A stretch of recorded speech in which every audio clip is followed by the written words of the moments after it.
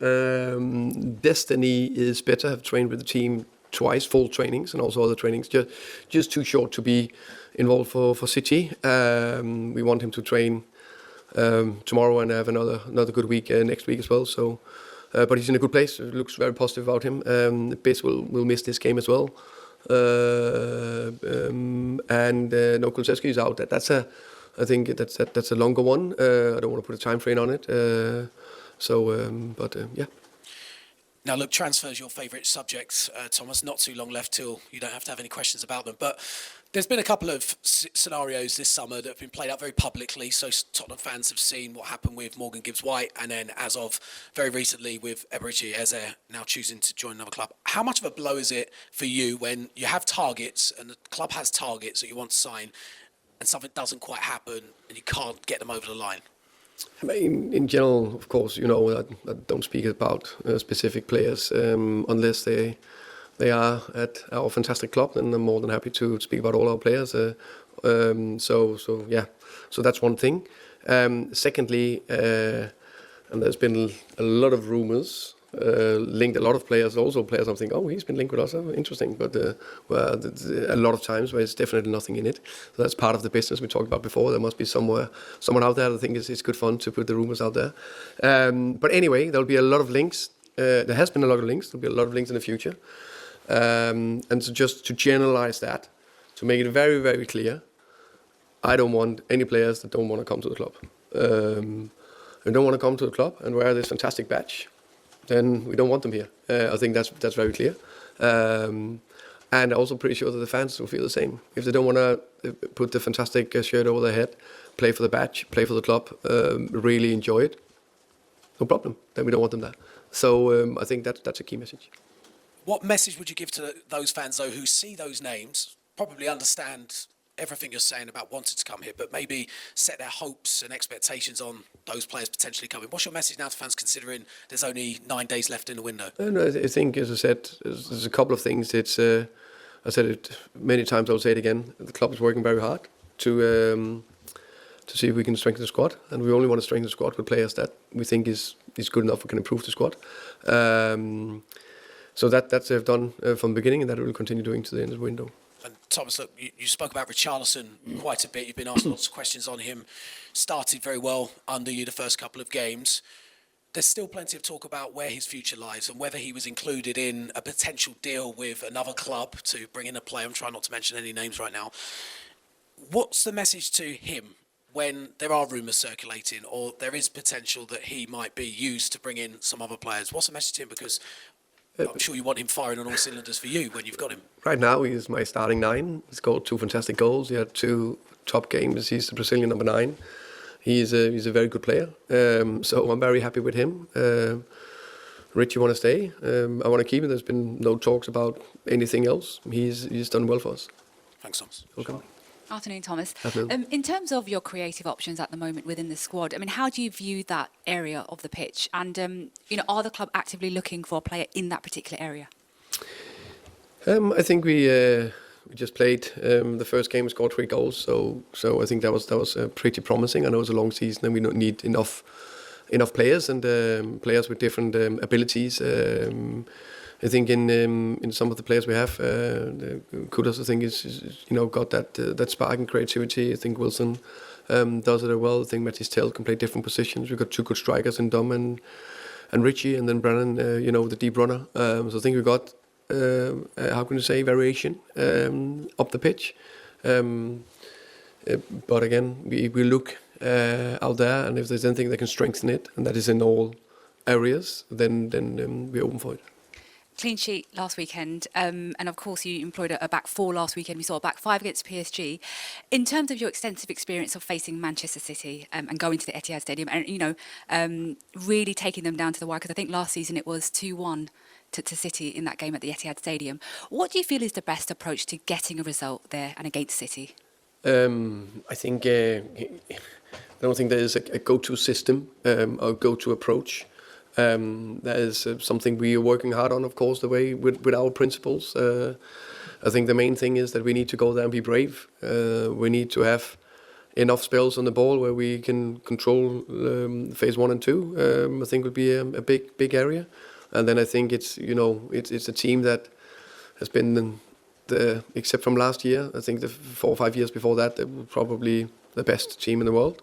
And there's no doubt that they want to bounce back. They've definitely been active in the transfer window. If I know Pep well enough, he'll do everything he can to have demands, but also to push the players and want to bounce back, and they'll come flying out. So we definitely need to be good on the defensive side of the game, but that's not only low, it's also hopefully being brave in the high pressure. So I think it's about brave and aggressive is 2 keywords. I mentioned the game against PSG. Obviously, it was a really good performance for around 80 minutes. I know the result wasn't the one that you'd wanted. A great performance and a result against Burnley last weekend. So if you were to go to the Etihad Stadium tomorrow and get a positive result, what kind of a message do you think that would send out to everyone? What kind of a marker do you think it could put down early on in this campaign? No, I think the next game is the most important game, and that is against City. One of the 3 big contenders for the titles. We know they're a fantastic team, a fantastic manager. So to get a result there, but also with a good performance, that will just build a bit on the momentum and the bits we have here. So we are fully confident. We believe we can get a result there. That's what we're playing for. To be brave, but also extremely respectful about Manchester City. Thanks, Thomas. Thank you. Hi, Thomas. How are you? I'm good, thank you. You stated earlier you only want players to come and play for you at this club that want to wear the shirt, really want to wear the shirt, and really committed. In that respect, is it a positive then that the player you were chasing this week, who is an Arsenal supporter and has wants to go to Arsenal, actually looks like he's going to join Arsenal rather than come and join you? I don't know about whoever the player is, whoever they support. I actually do not care too much about, because we all have a past. The main thing is if the player want to come or not want to come. So if they are from Spain, Denmark, Brazil, doesn't matter. If they want to come, perfect. To that end, this summer you've high-profilely been chasing 2 players, one at Forest and one at Palace. Presumably that money is still there for you to spend in the next 10 days in whatever position on the pitch you feel you need to spend it on. Is that correct? The correct is that we are in the market, and we will look to see if we can strengthen the team. That's the main bit. And that's what we are focusing on. I think we need to have some good processes. We need to work hard to see if we can strengthen it. But again, I've said it before, I think we got a good squad. We got good players. Just saw 23 committed players working very hard on the game plan for Man City tomorrow, and that's what I'm excited about. And despite the long-term injuries you have with James Maddison, Dejan Kulusevski and Heung-min Son having left the club, you're confident, off the back of that answer I take it, that if you don't sign anybody between now and the closing of the transfer window, this club is well equipped to be very competitive in the Premier League and Champions League? I think it's a good question. Of course, we need to do everything we can to make sure we are as competitive as possible. As I said before, I think we got 6 good front players that I think is very competitive across all the competition we're going into. And then Kulusevski, he will come back in this season. I think that's a big thing. It's probably longer term with Maddison, unfortunately. But also pretty confident that we will sign a player before the end of the window.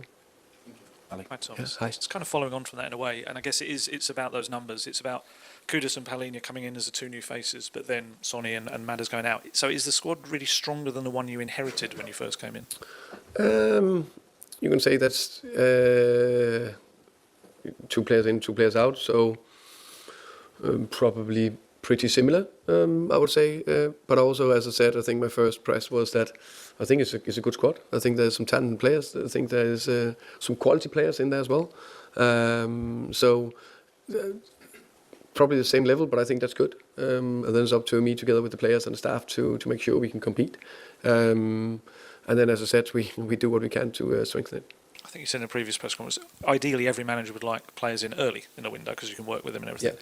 But is there any fear with this stage, I think with 10 days left or so, that we're at this stage where the club is trying to sign players from clubs that at this point maybe don't want to sell them because it's so late in the window? I don't know. I think, in general, any club want to sign as early as possible. I don't think anyone want to do that differently. If it was that easy, then everyone could do it. I'm a positive guy. I'm not that fearful, if that makes sense. I believe that something will happen.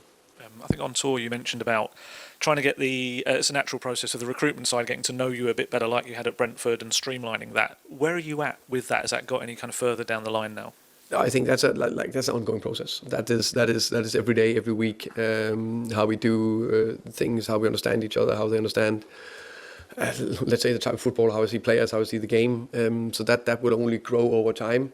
To expect it to be perfect in 8 week time is probably not realistic, but we're definitely getting closer. Just want to tag on very quickly because it's part of the same thing. I think you said the coaching staff as well. Your meetings at Brentford were 15 minutes and here they're an hour. Have you brought that down yet? Maybe 57 minutes. So slightly better. No, good processes. Is also, I also love to discuss football and love to how can I say, develop and get better, and that we only do by discussing things. So I think it's been some fantastic discussions. Welcome. Finish with George at the back, please. Hi, Thomas. A lot's gone on this week, but it did start with Christian Romero signing a new deal, so you're not going to be asked about his contract situation anymore. How sort of pleased are you that he's going to be here for the long term?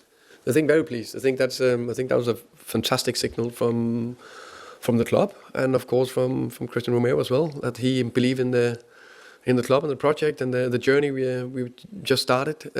So I was extremely happy with that, and I also think that's. I understand the exciting thing is to sign players, but I think is as exciting as maybe even more crucial is to sign existing that was difficult, top players, and he's one of the top players and he's our captain.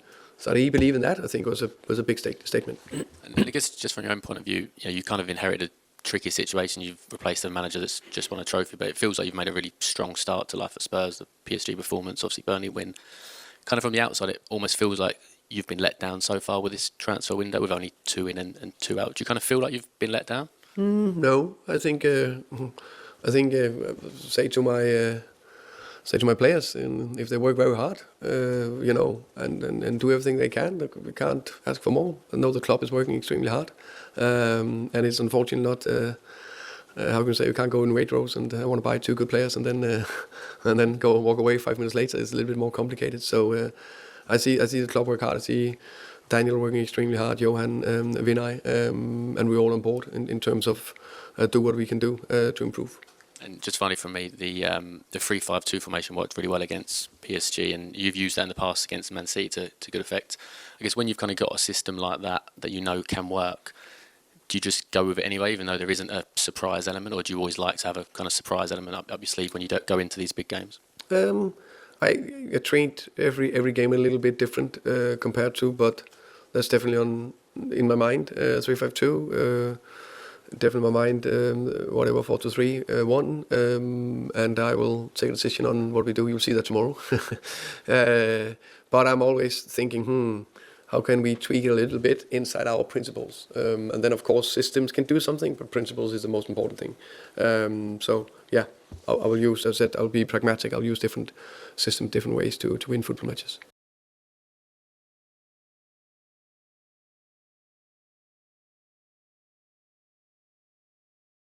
Yeah, team news. Destiny is better. Have